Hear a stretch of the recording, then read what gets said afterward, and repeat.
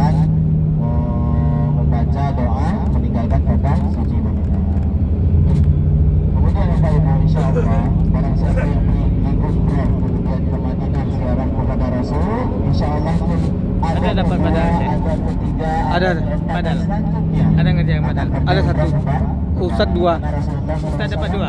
Ustadz dua. Dari Ustazah dari dia. Satu dapat ya. Satu betul. Maka kita Saya ada dapat. Satu. Ada lagi.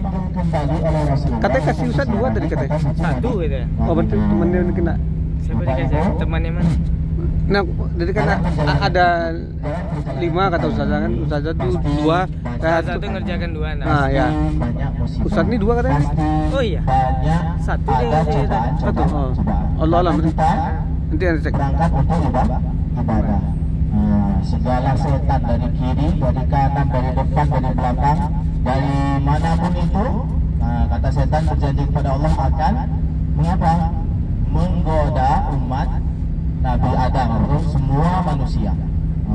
Anak cucu Adam dari awal mulanya dunia sampai akhirat nanti akan digoda kalau misalnya kita ingin berniat beribadah pasti banyak cobaan. Maka daripada itu banyak-banyak bersabar. Kembali saya ingatkan lagi kata Allah Subhanahu wa taala, innallaha ma'as sabirin. Allah itu bersama orang-orang yang sabar. Kemudian Bapak Ibu, ada ulama berkata bahwasanya innas safara qit'atun minal 'adzab. Sesungguhnya safar berpergian itu sebagian dari cobaan-cobaan, sebagian dari azab. Azab di sini bukan azab api neraka dan segala macam, tapi apa? Cobaan. Kita sekarang bersafar kurang lebih 6 sampai 7 jam kita sampai ke Mekah.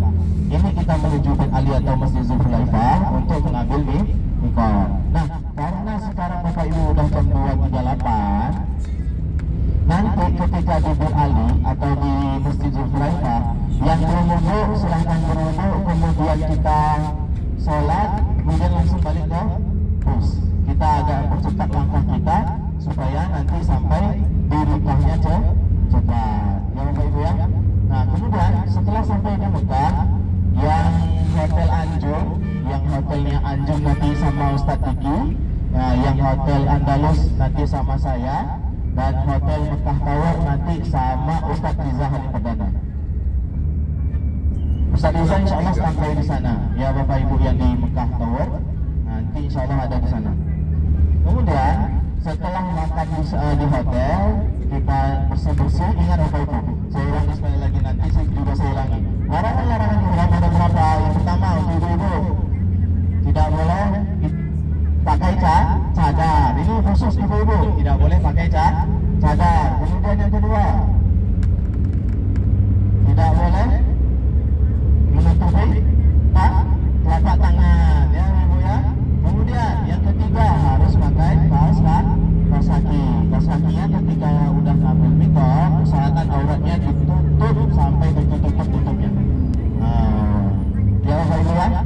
Nah, kemudian untuk bapak-bapak, apa yang harus dilakukan bagi bapak-bapak? Yang pertama adalah peci. Boleh dari sekarang dilepas, nanti takutnya kelupaan. Udah niat masih ada peci. Alhamdulillah. Yang pertama adalah peci. Bapak-bapak, yang bapak-bapak biasanya pakai peci, alhamdulillah. Untuk sekarang memang tidak boleh untuk pakai peci karena larangan Kemudian apalagi untuk bapak-bapak, memakai pakaian yang berjahit. Saya langsung dibilang supaya kan nanti bolak-balik ngurus ini ngurus itu, takutnya berkeringat. Jadi masih pakai ini, nanti dibilang aku juga buka. Kemudian kita nanti Bapak Ibu niat sama-sama di bus. Ya jangan ada yang niat dulu, takutnya masih ada pakai peci atau pakai pakaian yang berjahit. Kemudian Bapak Ibu, larangan untuk semua. Yang pertama tidak boleh memakai wangi-wangian, segala jenis wangi-wangian. Yang pertama maupun itu sunscreen. Yang kedua maupun itu dia lembab, maupun itu dia wangi-wangian, minyak wangi, maupun itu dia bedak, maupun itu dia make up,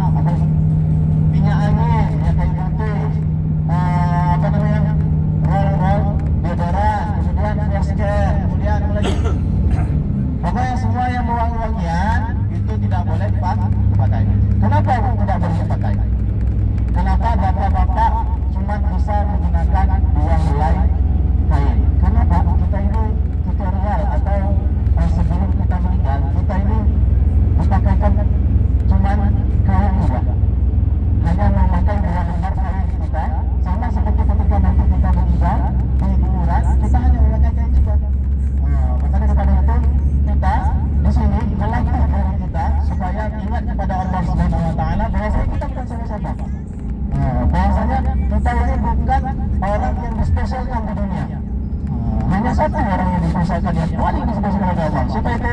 Baginda Muhammad Sallallahu Alaihi Wasallam. Nah, kemudian bapak-bapak, apalagi ibu-ibu memotong kuku. Ingat ya, memotong kuku dari sekarang masih boleh sampai berali kita niat sudah tidak boleh. Kemudian apalagi bapak ibu? Memotong sengaja rambut atau mencabutnya. Makanya nanti kalau misalnya batal bapak-bapak, jangan kuat kali. Pelan sedikit pak. Takut kita nanti termasuk dari larangan ihram atau larangan umroh. Kemudian apalagi bapak ibu? Tidak boleh berhubungan suami istri. Ingat ya bapak ibu, nanti setelah ihram kalau bisa jangan ada yang saling berromantisan.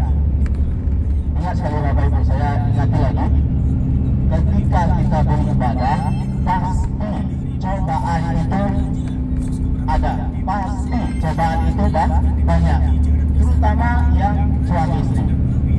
Udah berhubungan dan berhubungan itu ada aja yang pengen romantis. Kadang selama doa jamaah itu yang semuanya biasa-biasa aja, ketika dia berniat pengen romantis. Kan banyak yang sekarang tiktokers yang membagikan di reelsnya atau apanya kan, umrah bareng suami dan segala macam. Boleh nanti berfoto dan segala macam, tetapi tidak boleh bermesraan. Ada lagi bapak ibu pertanyaannya? Bagi ibu-ibu yang lagi halangan, nanti kita ambil niat saja. Kemudian tawaf nanti tidak ikut, dikarenakan wallahu alam kapan berhenti halangannya. Maka daripada itu kita ambil kaidah daruriyah, kita ambil kaidah yang gawat, bukan gawat, apa namanya, yang terakhir. Istilahnya karena bapak ibu di sini cuma 5 hari di Mekah, gak memungkinkan untuk berhenti halangan dengan sendirinya, bukan qadar dari manusia. Itu adalah kehendak Tuhan. Nanti bapak ibu tetap umroh, tetap niat, yang tidak ada apa? Tawaf. Ya, nanti tawaf bapak ibu tunggu di sa'i aja. Kalau lewat di masjid, orang halangan lewat saja di masjid boleh. Tapi sebenarnya di mazhab Imam Syafi'i itu tidak boleh, karena dikhawatirkan ada darah yang berjatuhan. Tapi karena ini kita mau sa'i, nanti lewat aja ke tempat Ka'bah dan langsung ke sa'i. Nanti di sa'i ditunggu. Ada pertanyaan bapak ibu? Nah, kemudian setelah kita sampai di Bukit Ali nanti, apa yang kita kerjakan? Sampai di sana yang kita kerjakan adalah sholat 2 rakaat sunnah ihram. Ya, bapak ibu ya, sengaja aku pakai bahasa Indonesia saja. Kalau pakai bahasa Arab mungkin susah, pakai bahasa Indonesia saja. Sengaja aku sholat 2 rakaat sunnah ihram, sunnah atasku, billahi ta'ala. Ya bapak ibu ya. Nah, saya ulangi sekali lagi, sengaja aku sholat sunnah ihram, sunnah atasku 2 rakaat billahi ta'ala. Niatnya itu di hati. Dilafazkan itu sebagian dari sunnah. Innama ju'ilal lisan ayatan lil qalbi, kata ulama. Apa itu? Kita jadikan lisan kita itu sebagai tanda untuk hati. Makanya kalau misalnya hatinya busuk bapak ibu, kalau misalnya hatinya jelek bapak ibu, kalau misalnya hatinya kotor bapak ibu, itu biasanya lisannya tidak bagus. Maka daripada itu kita sekarang umroh, dan riwayat juga jangan ada yang berkata dengan sia-sia. Terus labbaik Allahumma labbaik, terus berzikir apapun itu. Nah, batas dari bertalbiyah, kapankah kita berhenti talbiyah? Ada yang tahu? Yang tahu dapat umroh gratis ya kata ya? Ya. Batas dari kita talbiyah itu dari kita perjalanan pertama ambil niat sampai pintu gerbangnya Masjidil Haram. Setelah pintu gerbang Masjidil Haram, nanti di pintunya kita berhenti talbiyah. Karena ini hendak memulai tawaf. Nanti kita masuk, baca doa melihat Ka'bah, tunggu sebentar dari arahan dari Amri, kemudian baru mulai tawaf. Ada pertanyaan lagi Bapak Ibu? Mungkin terkait umrohnya?